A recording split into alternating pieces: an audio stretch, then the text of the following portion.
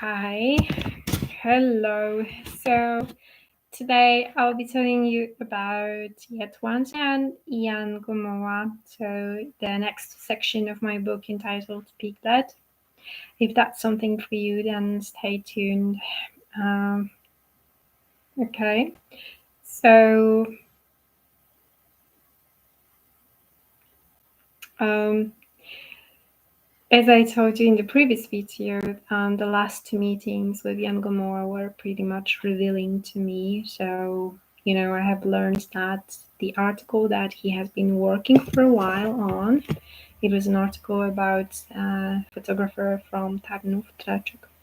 He placed this article in the library and then somebody borrowed it and they didn't give it back.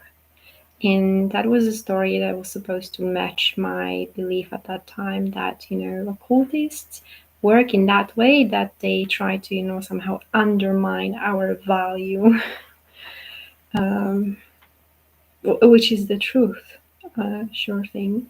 So he also told me that he sent the same article to various photo magazines and he received some magazines from them back, but he didn't receive the magazine in which he actually published the article.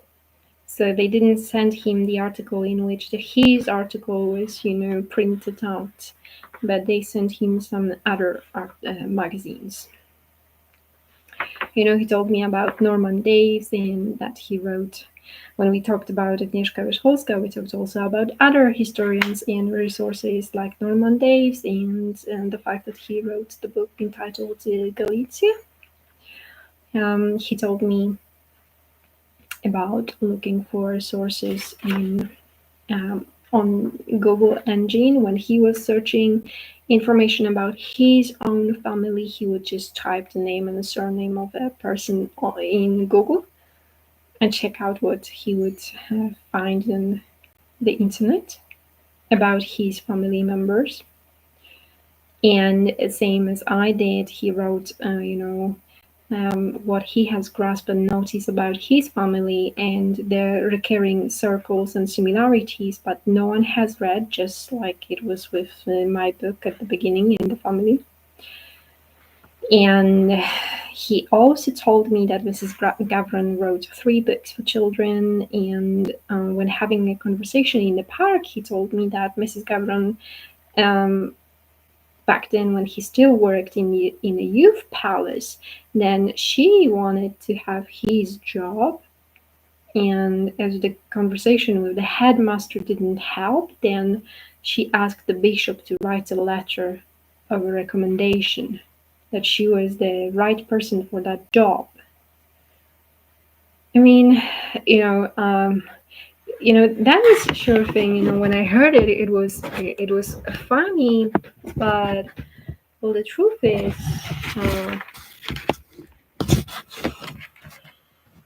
just lately, I have been watching the Three Musketeers, and I have been learning about the letter, and then I see the recurring pattern, people acting this out, the story of a letter in my family. So, and therefore it no longer is so funny. Therefore, it seems like a made-up story about the bishop and the letter of recommendation. So, on Facebook, once we discussed the same thing on Facebook, he told me that no, Miss Gavron was the one who wrote 3 books for children, and she wasn't the one from the story about the bishop. So it might have been said just to show me that, I have mistaken the facts, I didn't get the facts right, or, my memory was not working well, and so on and so on.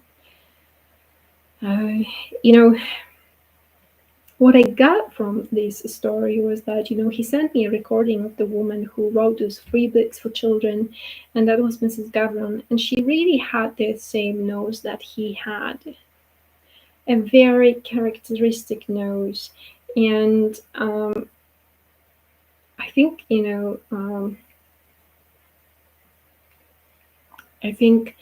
in Rhode Island, I just had a receptionist with ginger hair, and big blue or green eyes, most likely green eyes, who is similar to the yet another girl who works with me in a strip club. And both of these girls are similar to one of my cousins. So yeah, possibly, someone related to my photography teacher possibly is somehow related to my family too.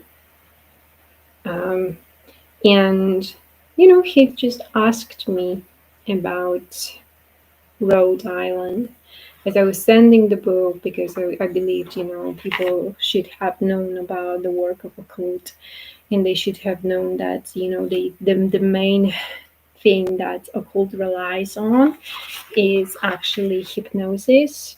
They should know that these people just give birth to their own children, and they either sell their own children, or they somehow, with the use of hypnosis, try to undermine not only their value, but they try to impose on people the stories that they want to, have recurring stories from one generation to another generation. And they want to have them acted out. So, so I was sending the book, to people, to anyone whom I wanted to help. But here's the thing, a lot of the people who were in my environment were actually the gypsy who used occult, who used hypnosis, and just when sending out the book to anyone, I didn't know about it. So after he read, the preliminary version of my book, he was the one who told me, "You haven't written anything about the trip to Rhode Island." And the trip to Rhode Island is actually the trip where there was a lot of sex. Well, yeah. So, when there was a time when I didn't want to see him, then I would see him in the milk bar where I used to eat dinner. I would see him accidentally in the street, and then he would be talking and talking and talking happily that I never even bothered. I stopped bothering to answer and felt like I had nothing to say, which was not true. But the feeling was there and the thought was there. And with time, I also started to feel guilty that, that I didn't spend the time with him, and he had his family in the USA, and that he, possibly might have felt lonely and so on. And he was just asking a lot of questions with regard to my life, like who would I marry. He would like to take photos on my wedding, and he even told me once that I told him that I got married. And we went out to have beer together, and this is what he later told me, like as if assuming that just because we had beer together, then I would just say something that was impossible, because you can't forget that you have a boyfriend, that you're engaged, and that you're getting married, and that you got married. You can't forget something like that, right? It's pretty much impossible. And he told me I should marry somebody who's the owner of Johnson's and Johnson's shampoos, and he also talked a lot about Islam and their belief, and I just knew nothing about it. So with this regard, he was just like, Navrotsky and his conversation class, where he would talk about Islam and nobody would reply because we'd known nothing about it. And and he explored further, like who would you be when you grew up, and he would wonder how would my path unravel, and I should be working in a youth palace and so on. So finally, when I started to record the very, very first films about my book and posting them on Facebook, he would comment that, I had yellow teeth, or that I had my entire face in the screen, which that he would write me that I made mistakes in surnames in the book, and it's all true. There were a lot of mistakes in the book, because whenever I went to print out the book in a print house, then I would get a slightly different version of the book. So with the time, I just had to turn the blind eye over the things like, oh, I'm feeling like sneezing when recording a video, or I have a runny nose when recording a video. I had to turn the blind eye, knowing that it's better just to post this video the way it is, maybe with, this annoying thing and pause for sneezing. But other than just try to make it perfect, because uh, something was telling me strongly, that with each and every video there would be something off. If I would decided that, okay, I want to make a video without this cable, then within the few minutes from having a laptop charged, my battery can run away, although it should stick for 3 hours. So I have done it a few times. So I just turned a blind eye to a lot of things, and commentaries regarding the color of my teeth, and having a face in the screen or not. It's just, it's what it is. Sure things. Sometimes I could just, I don't know, improve a little bit of details in the background, and maybe just straighten my hair, and yeah, why not? Yeah. But that wasn't my priority at the very beginning, and I had good reasons to not to make it a priority. Yeah. So he also sent me a story about, a penis getting thicker and so on. And well, just my impression was that, it was suggested to me also that, it was because of the way, because of what I wrote in my book, right? So my impression was that he wanted to, as if, imply that the general expression of my book is a little bit, focusing like too much on sex or something like that, which was not my intention, but it's just it's a book with a lot of aspects for sure, and it's just, what the reader sees in it is what the reader sees in it, and the reader, the reception of the book is always, filtered via what you already know, what you have already experienced, and the your associations that you have, and it's always very individual thing. So yeah. But I know it for a fact that he knew what he was writing and what impression he was giving me when he was writing those comments. Yeah. And yeah, and there's perhaps one more thing I would like to tell you about the group. So one time, he basically helped me with the analysis of my MA writing, or he helped me to make a camera obscura. He just basically made it, did it for me.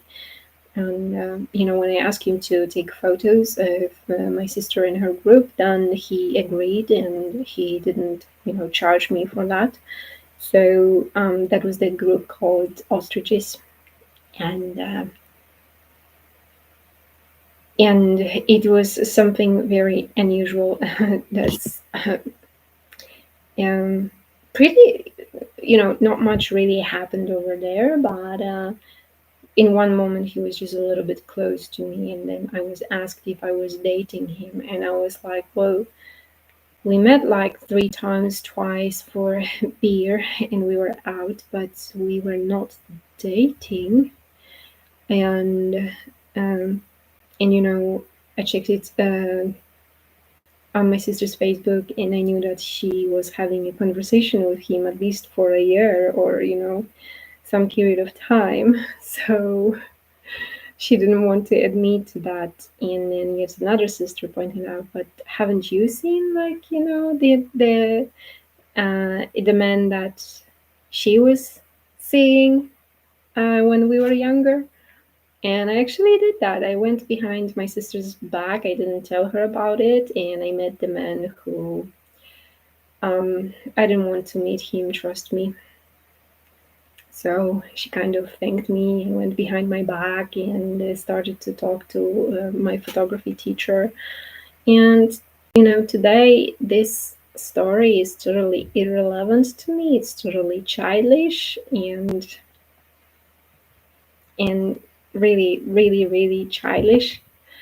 But of course, I was angry with her because she didn't want to admit that, she had a conversation with him for a longer period of time. So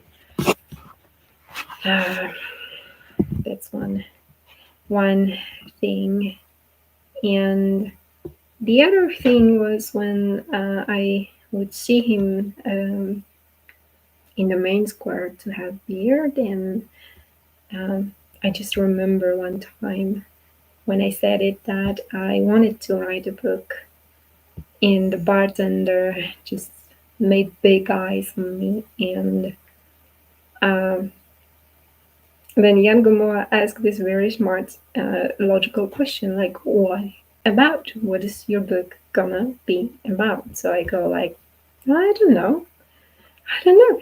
I just know that I would like to write a book once. Wow.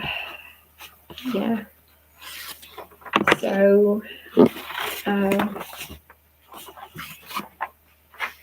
there's gonna be, I guess there's gonna be just one more video.